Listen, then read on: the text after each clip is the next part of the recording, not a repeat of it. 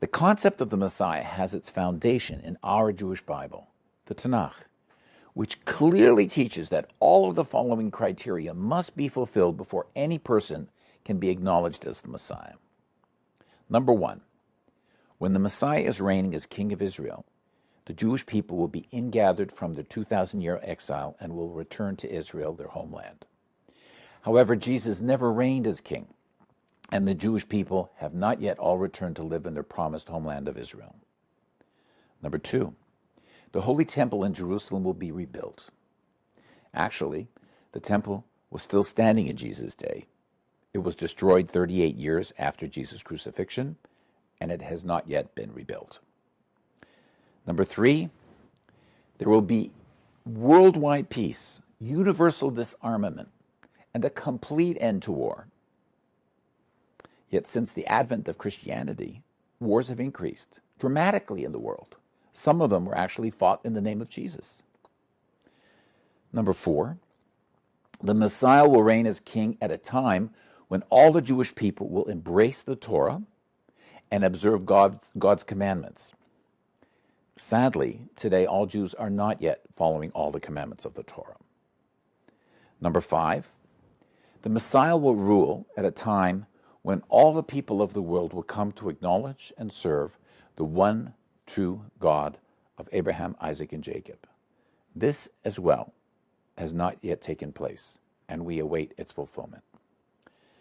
And number six, the Messiah must be a member of the tribe of Judah and a direct descendant of King David and King Solomon.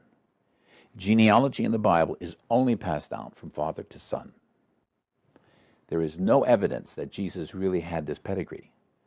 And the Christian Bible actually claims that he did not have a birth father from the tribe of Judah descending from David and Solomon. All of these criteria for the Messiah are found in numerous places in the Jewish Bible. One foundational example is in the book of Ezekiel, chapter 37, verses 24 through 28. And my servant David will be king over them, and they will all have one shepherd, and they will walk in my ordinances and keep my statutes and observe them, and they shall live on the land that I gave to Jacob my servant, in which your fathers have lived. And they shall live there, they and their children and their children's children, forever. And my servant David will be their prince forever. Moreover, I will make a covenant of peace with them. It will be an everlasting covenant, which I will give them. And I will multiply them, and set my sanctuary in their midst forever. And my tabernacle shall be with them, and I will be their God, and they will be my people. And the nations will know that I am the Lord who sanctifies Israel, when my sanctuary is in their midst forever. Anyone can claim to be the Messiah, or a group of people can claim that someone is the Messiah. However, if that person fails to fulfill all the criteria found in the Jewish Bible, he cannot be the Messiah. According to the Christian scriptures, Jesus seems to have understood this. As he was being crucified by the Romans, he cried out, my God, why have you forsaken me?" In order to deal with Jesus' failure to fulfill the biblical Messianic prophecies, missionaries argue that he will accomplish them when he returns in the future.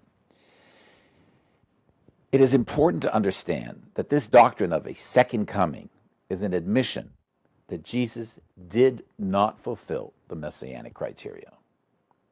This rationalization for his failure certainly provides no reason for accepting him as the Messiah today.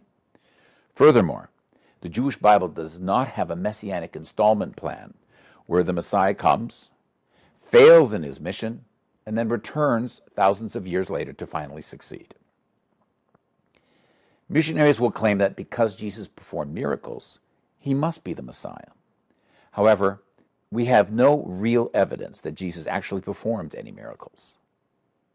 More significantly, even if Jesus did perform miracles, they would not prove he was the Messiah. Our Bible never says that we will be able to recognize the Messiah through the miracles that he will do. The Torah actually teaches that even false prophets can have the ability to perform supernatural miracles. As Jews, we prefer to wait for the real thing, according to God's promises and guidelines. The Jewish Bible provides a clear and consistent description of what the world would look like when the Messiah comes. And this clearly has not yet transpired. So, we still await the coming of the real Messiah. May he and a true utopian world come soon.